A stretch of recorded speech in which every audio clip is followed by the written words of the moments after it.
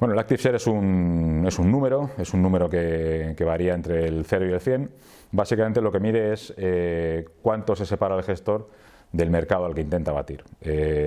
Un ActiveShare de 0 lo que te dice es que el fondo no se separa en absoluto, lo que hace es replicar el índice, replicar el mercado al que intenta batir.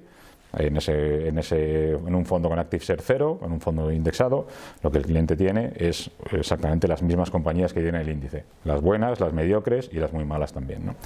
Un ActiveShare del 100 es justo todo lo contrario. Lo que hace un ActiveShare del 100 es que el gestor se separa completamente del mercado en el que invierte.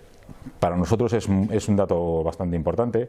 Los estudios que empezaron a hablar del ActiveShare hace ya, pues allá por 2005 o 2006, lo que establecían es que un fondo que realmente se considere activo debería tener un ActiveShare superior al 55 o 60%. Y nosotros creemos que es importante, es decir, si un fondo de inversión está cobrando una comisión de gestión por ser un fondo activo y por intentar batir al mercado, lo primero que tiene que tener el gestor es la posibilidad de batirlo. Es decir, cuanto más se separe del índice, más posibilidad tiene de batirlo.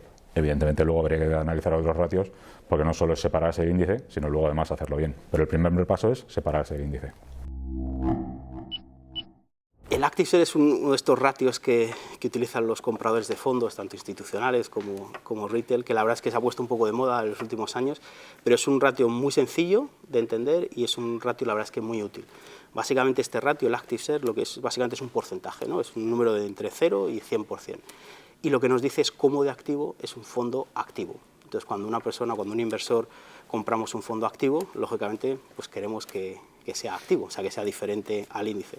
Lógicamente las comisiones, las expectativas desde el punto de vista de rentabilidad son muy diferentes de un fondo activo a un fondo pasivo.